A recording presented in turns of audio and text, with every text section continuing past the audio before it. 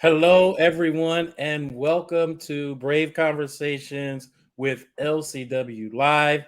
I am your host, Larry Baker, and I use the he and him pronouns. Today, we will be having a very timely discussion that celebrates Asian American, Native Hawaiian, and Pacific Islander Heritage Month by deconstructing myths and microaggressions that are faced by the AANHPI community today and throughout history, if we're honest. So, since 1992, May has been recognized as Asian American, Native Hawaiian, and Pacific Islanders Heritage Month in the United States. So, how can we honor those lived experiences of this diverse community and show up as authentic allies coming out of a pandemic that increased anti-Asian hate crimes, and discrimination?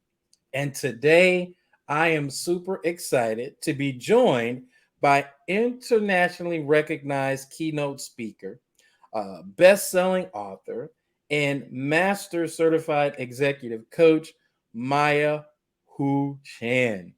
Maya specializes in global leadership, cross-cultural management, diversity, equity, and inclusion. She is the founder and president of Global Leadership Associates, a global consultancy that partners with organizations to build leadership capabilities and enable profound growth and change. Her latest book, Saving Face: How to Preserve Dignity and Build Trust, is an Amazon #1 bestseller. And her book, Global Leadership, the Next Generation, was a Harvard Business School working knowledge book. She is a contributing author of 14 business books and a columnist at Inc.com. So as you can see, Maya is not really that busy. Just kidding. Maya is super busy, and I'm super excited that she's here. She was born and raised in Taiwan. She lives in San Diego, California now. Maya is fluent in Mandarin, Chinese, and English. She earned her master's degree from the University of Pennsylvania and her BA from National Cheng Chi University in Taiwan. Maya has lectured at the Brookings Institute, the University of California, San Diego, the University of Chicago, the University of Southern California, and Tuck School of Business at Dartmouth. So, welcome, Maya, to our session on today. I am super excited to have you join us. But before we jump in, Maya, and I know we have a great topic that I want to talk about, before we jump into our conversation, I just wanted to take a moment to highlight the chat function that's available across today's live stream channels. And we absolutely want to hear from you. We want to hear your reactions. We want you to ask us questions throughout the conversation today. So put your comments in the chat. We have a team in the background that's monitoring that, and they will bring it to our attention, and we will address those throughout our conversation. So, Maya, I've done a pretty good job, I think, of giving you an introduction, but I want you to first of all talk a little bit about why is this conversation that we're going to have today so important? Can you tell us what brought us here today? So, Maya, if you would. Yes. Hi, Larry. Good morning, everyone. I am so honored to be here today. And as you said, May is the Asian American, Native Hawaiian, and Pacific Islander History and Heritage Month. So this is a joyous time for us to celebrate the community's diverse cultures and histories and also achievements with everyone. But also, we wanted to share with everyone what we have been experiencing up until today. Okay, so looking back in the last 3 years, it's been really tough for all of us. But in particular, for the Asian communities, that not only we have to deal with the COVID pandemic, but also we have to fight this racial discrimination and social injustice. And so, let me share with you something that happened to me. It just felt like it was just yesterday, but it actually happened about a year ago. It was that I was invited to speak at a virtual town hall with a global company. And the topic was combating racism in the workplace. And so I talked about the rise of the hostility and the racist in the community against Asian Americans during this pandemic. But shortly after I spoke, I received a private message from one of the audience. And somebody wrote to me and said, my manager constantly referred to COVID as the Chinese flu. I'm Asian American, and it makes me extremely uncomfortable. What can I do? Is that ethical? So when I read this message, first of all, it's private, so nobody else can read it. Right. And I felt so much pain, so much fear, and just high level anxiety coming from that person. So, it made me think that what could we do? If you were that person, and then also if you're a colleague of this person, you witness or experience something like this in the workplace, how can we support that person? How can we be an ally to the community?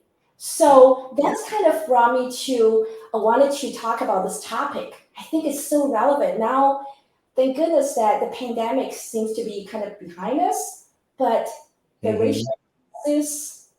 racism continues. So I'm so glad that you brought that up, because that kind of leads me into what I'd like for you to dig into a little bit more, because this isn't the first time that the Asian American community has been put in the spotlight for some type of flu or pandemic coming to this country. So we know that that's not the first time. But unfortunately, a lot of people don't know the history about your community. So if you could do me a huge favor and sort of set the stage for this conversation by talking a little bit about the history of the AANHPI community. So if you could dig into that, I think that would do a great job to set the stage. So please share that information. Absolutely. So I'm going to show you a slide to show the timeline. This is a brief U.S. history of anti-Asian racism. Okay, sadly, as you can see, Asian and the anti-Asian racism is nothing new. People of Asian descent have been living in the United States for 170 years and have long been the target of bigotry. And here's a look at the violence and racism that Asian immigrants and Asian Americans have faced since before the Civil War. So from the time the first wave of Chinese immigrants arrived as laborers in the US in the 1850s, Asian Americans have always been subject to racist violence. So as a source of cheap labor to build railroads, Asian immigrants came to be seen as threats to white jobs and scapegoated as dirty and disease-ridden. The Yellow Peril ultimately led to the Chinese Exclusion Act of 1882. The first time the US had ever barred a specific ethnic group from the country. So let's take a look at this timeline. So in 1854, the California Supreme Court reinforced racism against Asian immigrants in People versus Hall, ruling that people of Asian descent could not testify against a white person in court. In 1875, Congress passed the Page Act, which effectively barred Chinese women from immigrating because it was impossible to tell if they were traveling for lewd and immoral purposes, including for purposes of prostitution. Yeah, in 1882, Congress overwhelmingly passed the Chinese Exclusion Act, which banned Chinese immigration for 20 years. By the 1940s, tens of thousands of Japanese immigrants and Japanese Americans had built lives in the United States. But after Japan bombed Pearl Harbor and the United States entered World War II, the US government forced all of the Japanese and the Japanese Americans into internment camps for the duration of the war over suspicions they might aid the enemy. Conditions in the camps, I don't know if you've been there, but I actually visited there years ago, and the conditions in the camp were extremely harsh. No spies were ever found. On June 19th, 1982, the 27-year-old Chinese American Vincent Chen was about to get married. He was actually hanging out with a couple of his friends in Detroit to celebrate his upcoming wedding. And then two white men picked a bar fight with him, blaming Vincent Chen for the Japanese taking their auto industry jobs. Outside the bar, the man beat him with a baseball bat, and he died several days later. And the judge gave the man probation and a $3,000 fine. In 1992, acquittal of the police officers caught on camera beating Rodney King.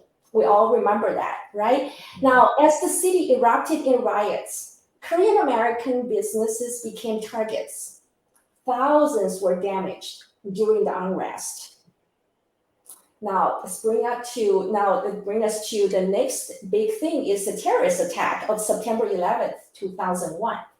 Hate crimes spiked against Muslims and those look like or perceived to be Muslims, including people of South Asian descent. So since the start of the pandemic in 2020, Asian Americans have faced racist violence at a much higher rate than before. Yeah, and Maya, thank you so much for sharing that timeline. And of course, the Asian American experience is so similar to the Black American experience, simply on so many different levels, right? Not just the fact of having this being used for cheap labor and maybe even free labor in our case, but it's the violence, right? The violence that Black and brown bodies have experienced through this history of being in this country is something that is interrelated. And I appreciate you sharing some of that insight, because I'm pretty sure a lot of folks may not be aware of that, right? So thank you so much for sharing that. But what I also want to connect with is it's important for us to understand the history, because the reality is a lot of things that happened in the past are rearing their heads today in the future. So if you could do me a favor, I know there are some specific events that are happening right now, currently, that you wanted to touch upon. And I'd like to give you that space to talk about some things that are happening right now today that if we don't understand the history, we may just let these things slide. So Maya, if you could talk to me about those things. Definitely. Well, so very recently that you start to see there is this dangerous pattern of states across the country introducing legislation that would restrict and prohibit citizens of select countries from owning properties in the US. You start to see that the history seems to be repeating itself, right? So just a few examples. In Texas, the state Senate is advancing SB 147. It's an anti-immigrant bill that would prohibit citizens of China and other selectively targeted countries from buying homes and business properties. And the Florida state legislature is moving forward with legislation that would similarly prohibit land ownership for citizens from certain countries, including completely banning Chinese immigrants from owning any properties, even homes. Yeah. And it just last month, in April, the South Carolina Senate passed a bill restricting land ownership for Chinese citizens, a policy eerily similar to the racist alien land laws of the 1800s and 1900s, which were designed to shun Asian immigrants and contributed to a significant rise in anti-Asian hate. Now, if you look at all of this latest development, they're withholding basic rights from the Asian communities. And Mhm. history has repeatedly shown us that anti-China rhetoric and policies pose a threat to all AAPI communities in the US, not just Chinese.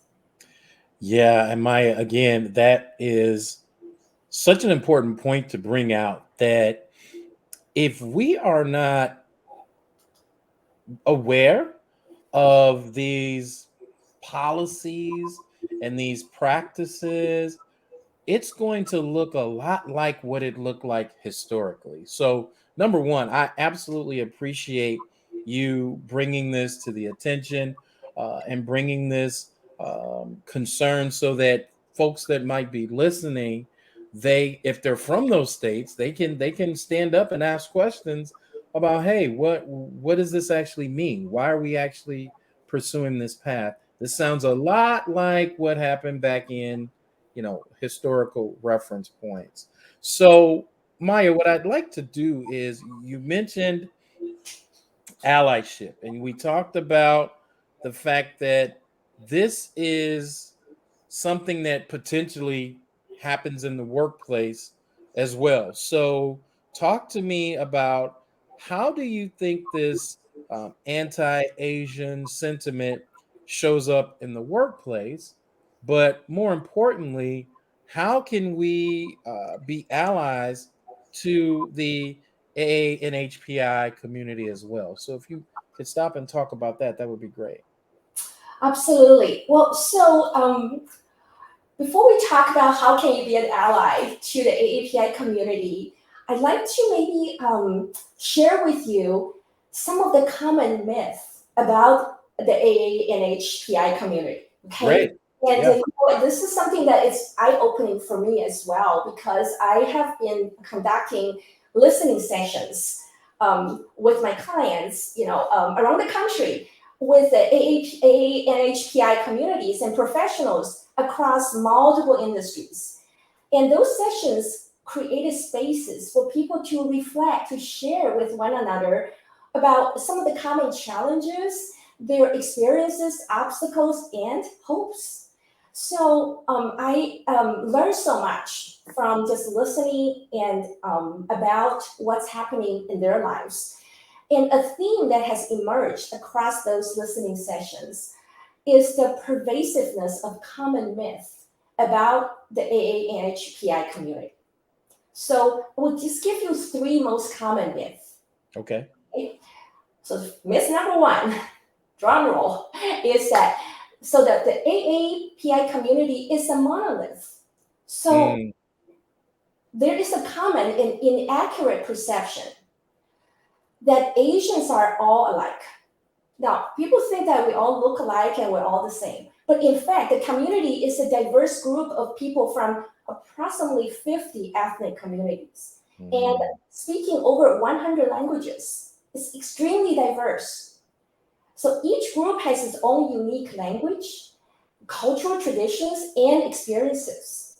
Okay, they also face harm in very different ways. So, for example, in the US, East Asians have been the target of hate crimes and discriminations during COVID pandemic. And while South Asians were targeted following September 11th. mm, If you also look at the headlines in the last few years, the mass shootings is happening in Buffalo, in uh, Atlanta, and even most recently, just this month in May, mhm. happening in Allen, Texas. Yeah. There were three members of a Korean family were killed while shopping in the mall. And Mhm. an Indian engineer. So there was 8 people were killed, but most of them were Asians. Mm, I mean, is that a coincidence? You know? So in the violence continued to happen. And in the workplace, the AAPI professionals were often burdened with the expectation to represent not only their particular ethnic group, but also the Asian community as a whole. So yeah. this disconnect is often reflected in the one-dimensional ways of companies talking to their AAPI customers. Okay. So what can we do about this? Mm-hmm. And this myth about thinking all Asians are the same. So how can we educate ourselves? Number one, I would recommend two things. Take the time to learn about the diversity of the Asian community's experiences. Currently, there are 22 million people of Asian descent living in the US. It's about 7% of the US population. So take the time to learn about the diversity of the community. And number two is celebrate and appreciate the variety of cultures represented in the community. This will allow you to connect more authentically to your AAPI coworkers and also your customer base. Yeah. So that's the first myth. Okay. Second one is that people think Asian Americans are the model minority. Okay, Yeah. don't have any problems, don't have any challenges. That's a common perception, right? So Asian Americans are often held up as this inherently successful, hardworking, and problem-free, and this is a stereotype. And some as these exceptions to the stereotypes leveraged against other people of color and immigrant groups. Yeah. And not only is this inaccurate, in fact, AAPI people face the largest income inequality gap of all ethnic groups in the US. And this stereotype pits Asian community against other racial minority groups as a means of dividing communities of color. Yeah. Okay. And also negates discrimination, bias, and harm that AAPI communities do experience. And that denial inhibits progress against those injustices. So when we hear this, Asian community is the model minority, it may sound like complimentary, kind of harmless, but in fact, it erases the hardship that many AAPI communities face. Yeah. And often serve as a cover for racist and discriminatory practices. I agree 100%, Maya. That's one of the things that I've always tried to share with individuals that wanted to understand, what were some of the conflicts with the Asian American community and the African American community. And one of the biggest things was this myth that the AANHPI community, they were the model, that if they could do it, why can't you do it?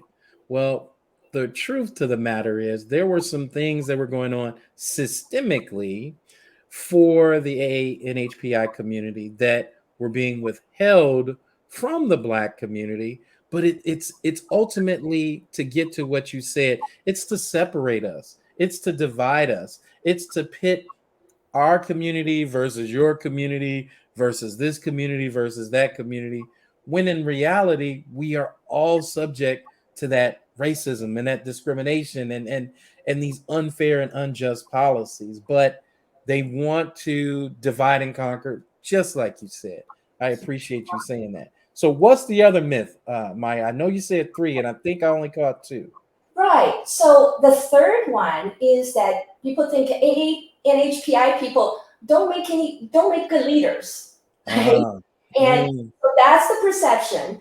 And there's a recent survey found that almost half of Americans incorrectly believe that Asian Americans are overrepresented or fairly represented in the senior positions within American companies, politics, media, and other industries. But in reality, it's just the opposite. Yeah, Asian Americans are underrepresented in those positions of power, holding about only 3% of those positions in comparison to 7% of the US population, but only 3% are holding those positions of power. And Asian Americans have the lowest degree of representation in political office compared to any other racial and ethnic groups. Yeah. How about in the workplace? Yeah. In the Western definition, we think about the way we think about leadership. the Western definition of a strong leader is like this. Oh, someone who is outspoken, charismatic, and speaks perfect English. And it's this one size fits all outdated concept. And it often pushes out the AANHPI professionals who would make excellent leaders, but don't fit this mold.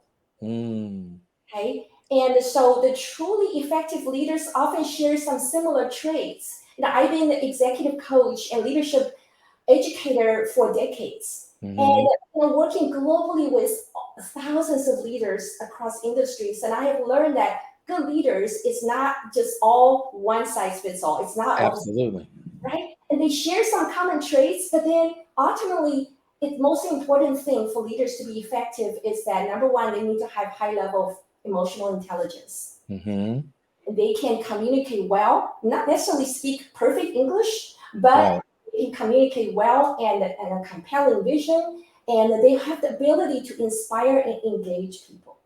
Absolutely. And so a lot of times that people have that perception about Asians doesn't make good leaders, perhaps have something to do with Asians tend to be more reserved and not quite as outspoken. But when we think about some of the characteristics of truly effective leaders, they're not always extroverted and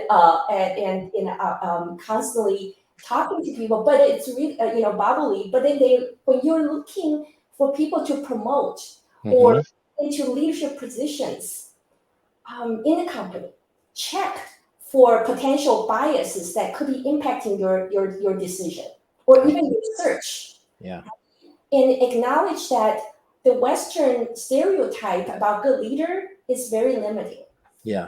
And definitely, bias is definitely a major contributor in that, because again, people have an image of what a leader looks like, right? You touched upon some of those characteristics, and if it doesn't come in that package, then people tend to say, well, this person couldn't possibly be an effective leader. So I appreciate you saying that.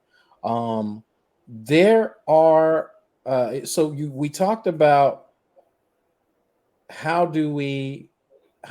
you talked about how it shows up in the workplace, for example, in regards to defining leaders. So as an ally, we do have a question.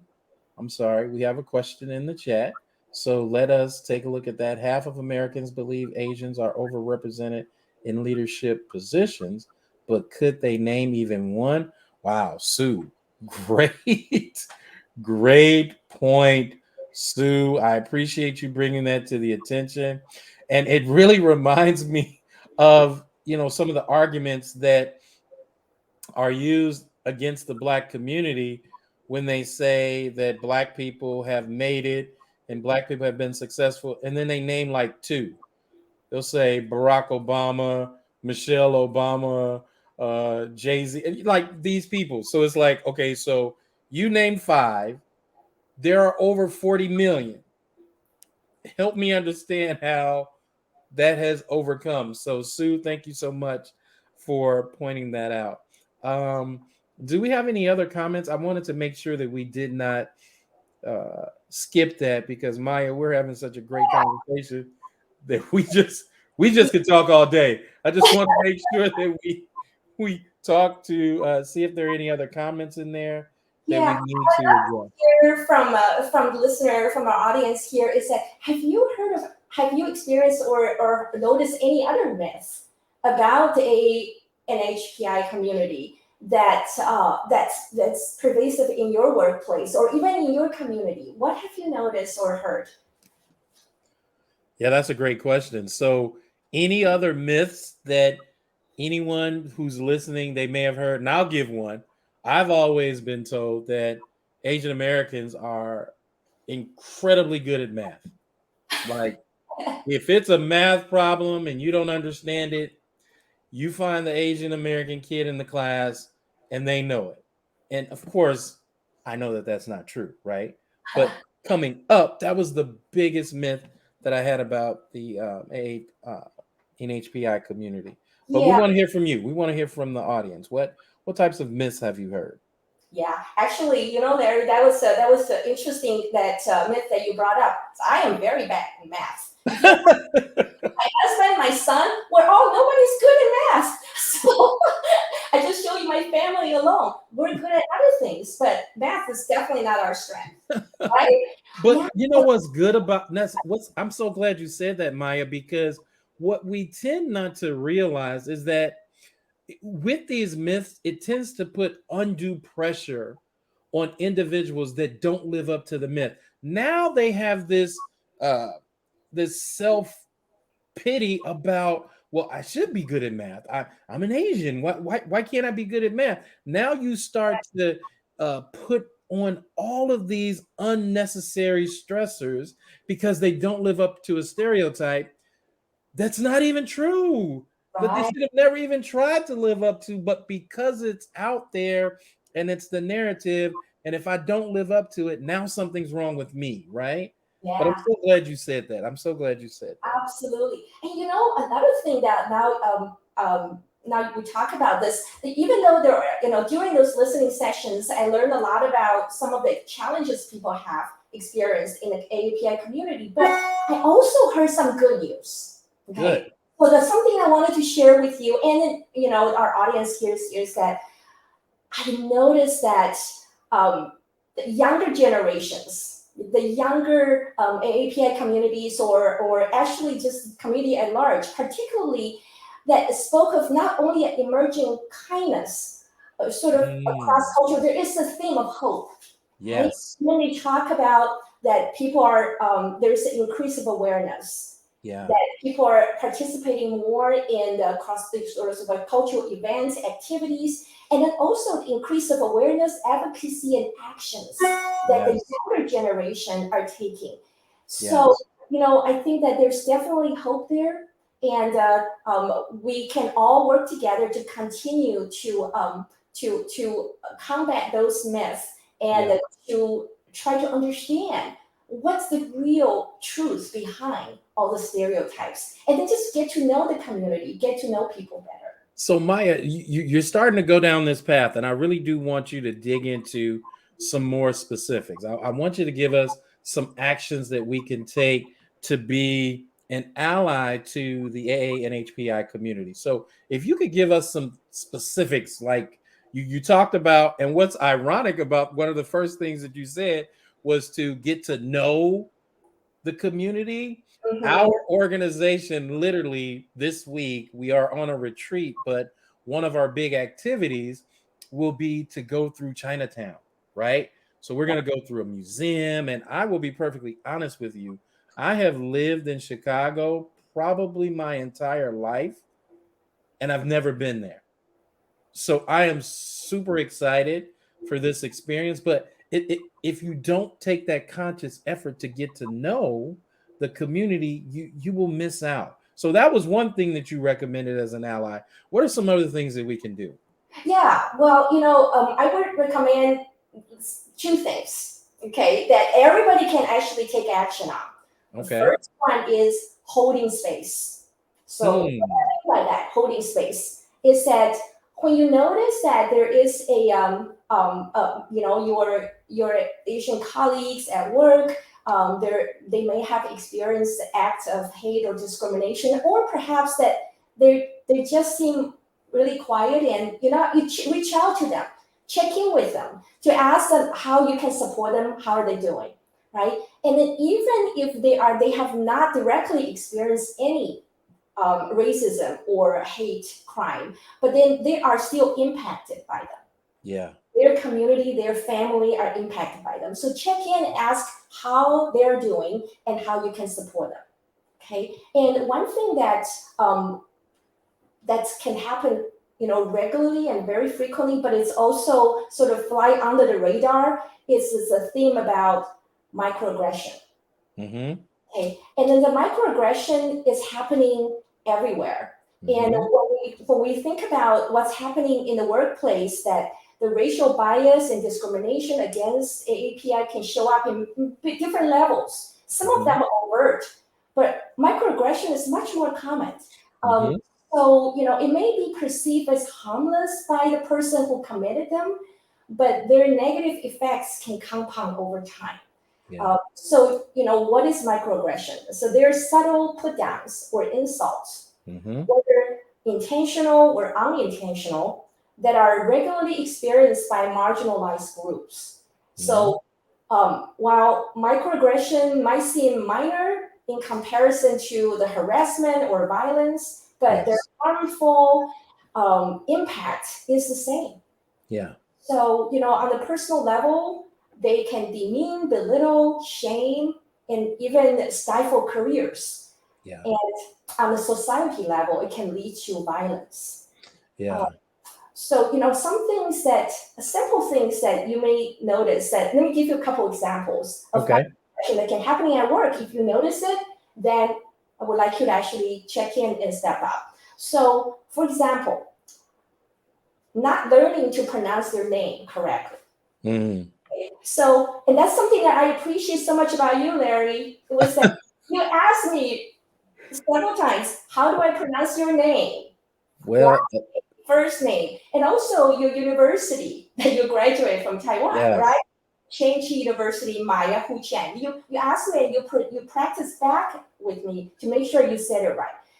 And I can't tell you how much that I appreciate that. Okay, and then the story is that my Chinese name is not Maya, it's Meng Jun. It's Meng Jun. Okay. So during my first year of graduate school, my professor and classmates rarely call me by my name.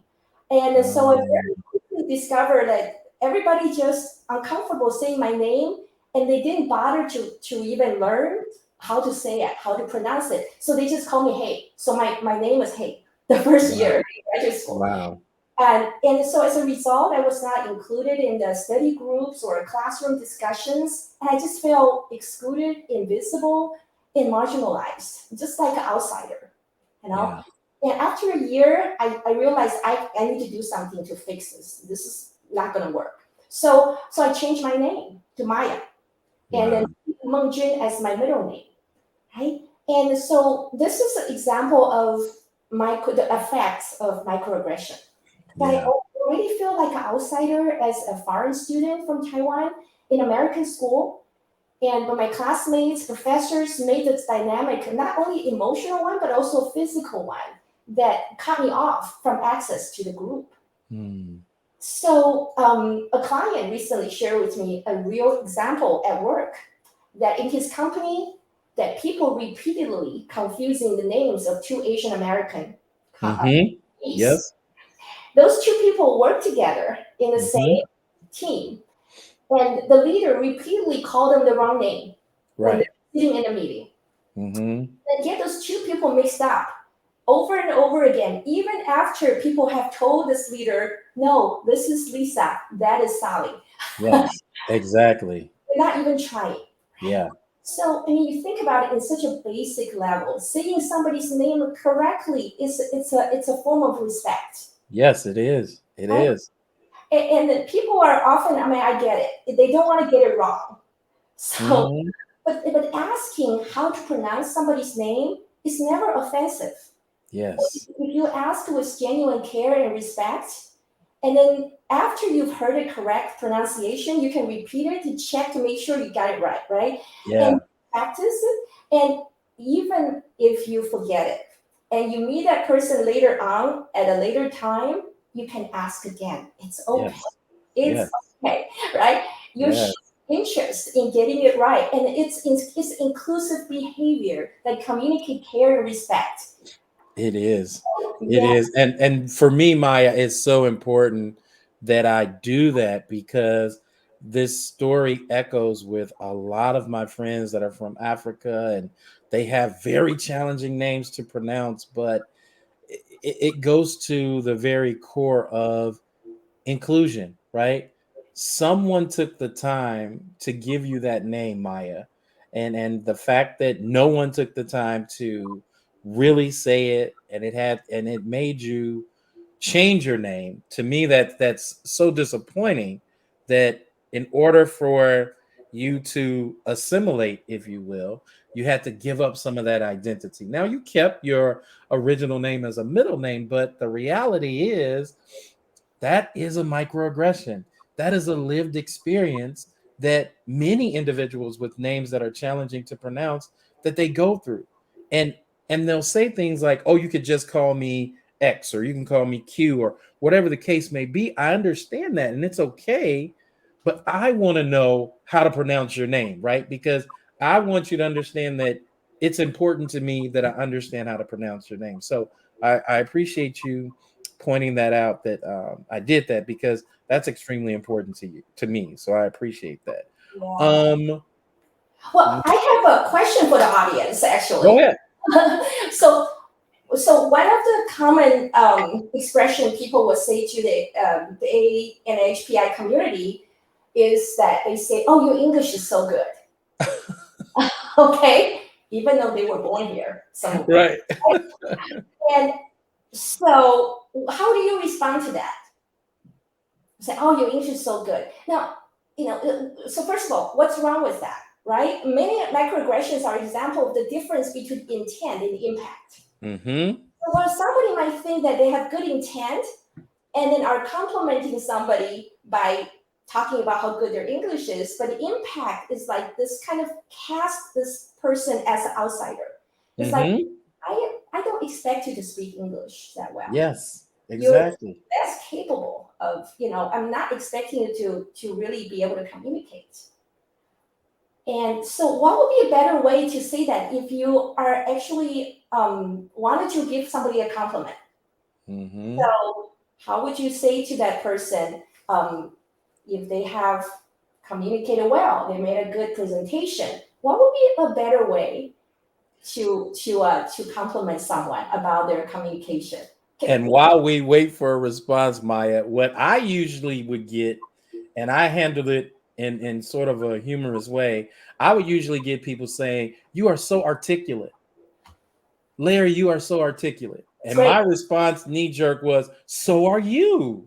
It's like, and so are you. That is awesome. You are so articulate. And it threw them off, but it sort of let them know that, I understand what that comment really means. So I want you to be aware of it, but I say it in a way that's humorous to kind of break that conversation from going down a path that we really don't want it to go down. So that was usually what I would use when someone would come up to me and say, "Oh my goodness, you're so articulate." I was like, "You know what? So are you. I Yeah, am super proud of you as well." Right? absolutely, absolutely. Yeah, I wonder if any of our listeners have any idea that how you might compliment somebody for their communication. That someone perhaps English is not their native language, or how do you compliment about their presentation skills? Um, so I would say, like, I think I like your comment, Larry. It's like, "Oh, you're so articulate," right? And or sometimes you can speak to the specifics. For example, "Oh, I love how you open your presentation. Mm-hmm. That was a very compelling story." Yes. Or you can say you summarize that complex idea so clearly. Mm-hmm. Okay, so speak to the specifics. Yeah. Yeah. The behavior, right? The behavior. That's what I often tell people as well. It's not that you can never tell me that I'm articulate, but you need to tell me what was so articulate for you that led you to that statement. So I agree 100%. So thank you so much for that, Maya. Maya, we are getting close to our close for today, but I want you to share with our listeners. I mean, I've given some of the things that you've done, but I have nowhere touched the surface. So, how can folks get in contact with you to learn more about you and what you do and your services? If you could just share how folks could get in touch with you. Yes, it's easy. You can go to my website. It's Maya Hu Chan, MayaHuchan.com. And you can send me an email, you can send me a note, and then we can connect. Awesome. Awesome. So thank you so much, Maya. I will ask once again if we have any comments from the audience before we move our session to a close, I wanted to make sure that folks had an opportunity to ask the questions with the experts that we have on the call today. So, do we have anything in the chat? Well, here we go. It's coming. So Sue says, our name is the most important word in our lives. Absolutely. Great point about inclusion, belonging. Always okay to ask again and again. Thank you so much, Sue. I appreciate you saying that. Definitely appreciate that. Thank you so much, Sue. Thank you so much. So, this has been such a great conversation, but the reality is, it really doesn't stop here.